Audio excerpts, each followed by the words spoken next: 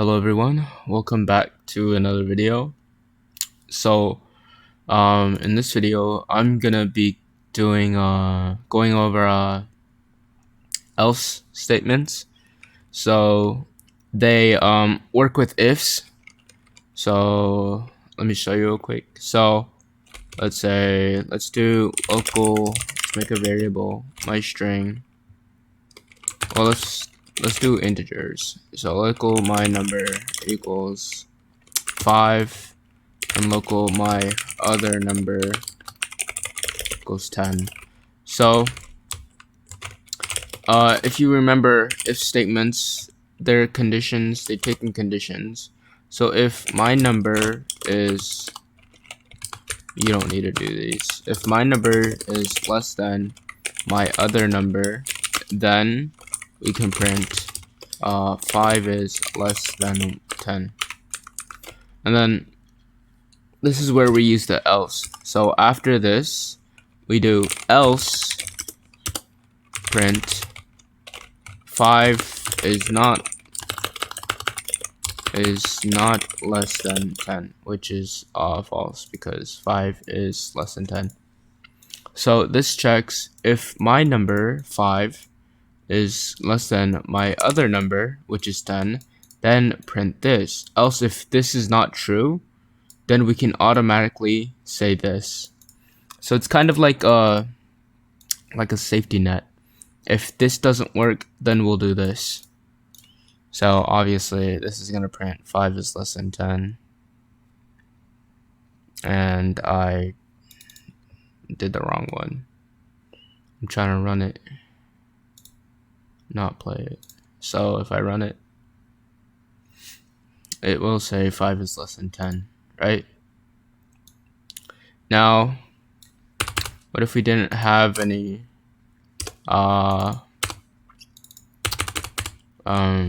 variables to work with? So if we just do if true, then we can just print this statement is true. Else we can say this statement is false.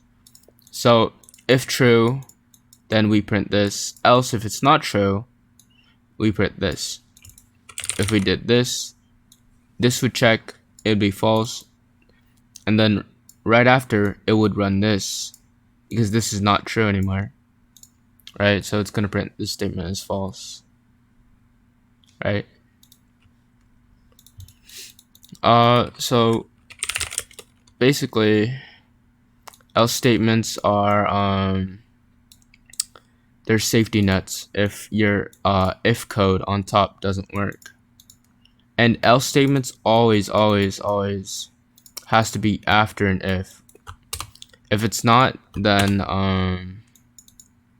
there's gonna be some issues.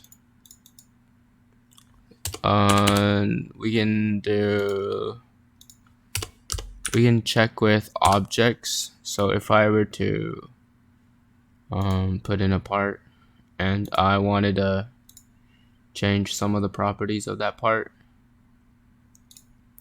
so let's make it like let's make it blue. We'll do that, and let's keep the plastic, and that should be fine.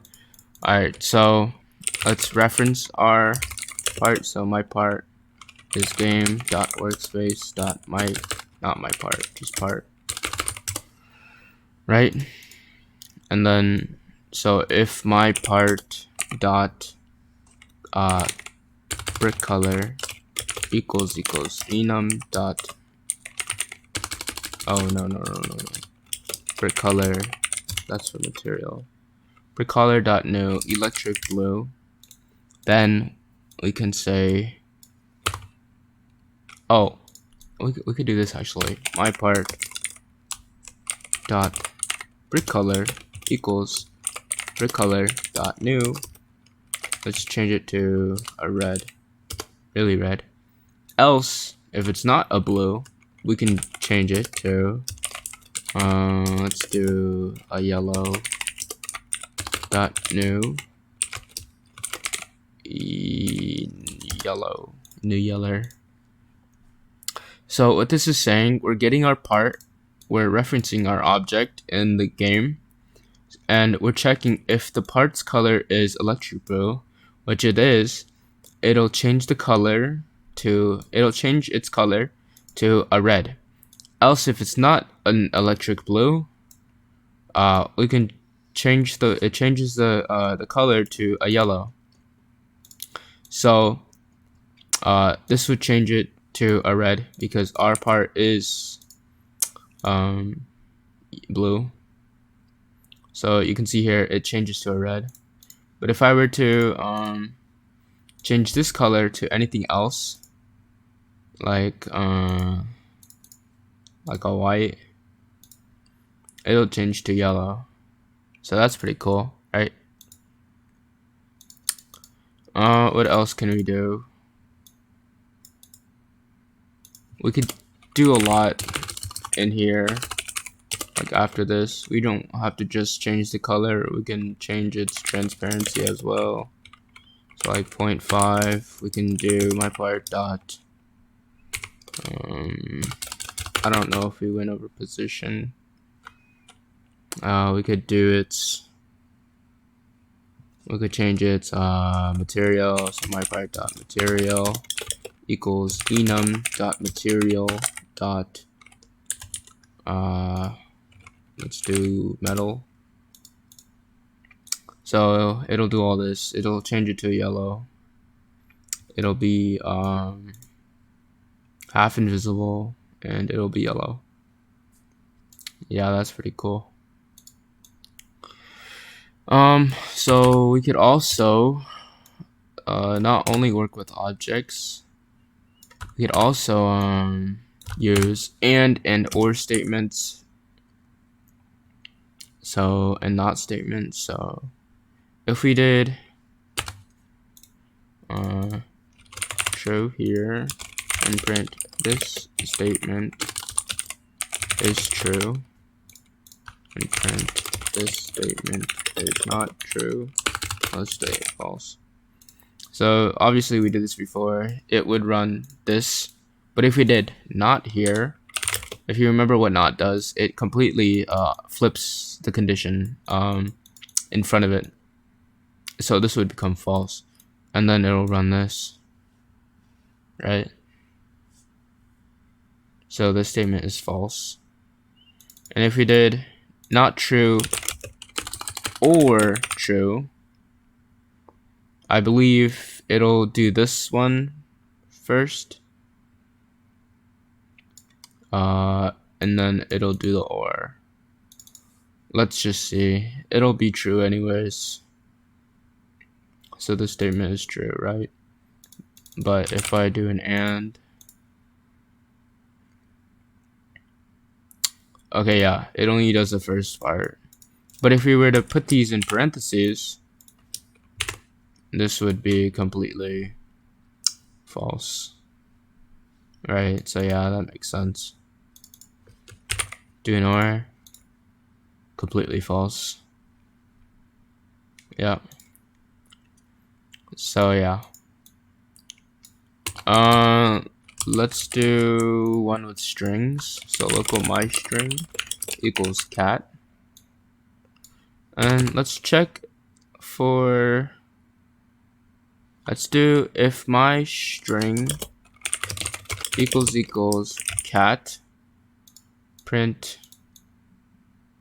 I have a cat, else print I have a dog. Well, I don't have a cat, because that would make more sense. So let's say I have a cat, right? And if we change this string to like dog or anything else, it would say I don't have a cat, right? Because we're checking if this string is equal to my string. My string is cat. Cat is not equal to dog, right? But if we did this, if you guys remember this operator, it's with the equal sign, it means not equal to. So this would basically mean it is true, because if it's not equal to dog, then it'll be true, right? So it's gonna say I have a cat. It's pretty cool. We could do math. I forget. So local x equals 10, local y equals 5, local z equals 3, or 2. If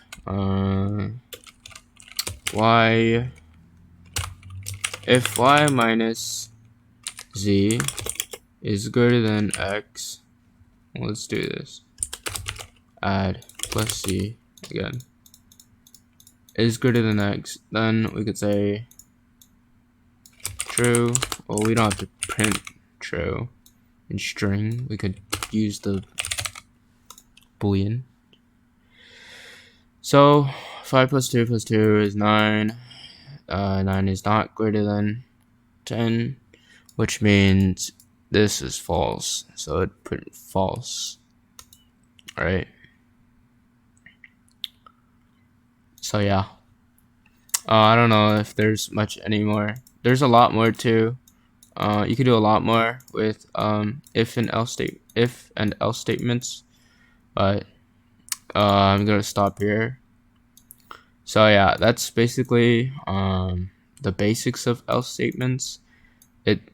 It's used with if statements. Right after if statements, it's like a safety net. If the first condition doesn't run, then it'll run like a safety net, so your code doesn't error. And yeah, that's basically it. So I hope you guys learned something from this, and I'll see you guys in the next one.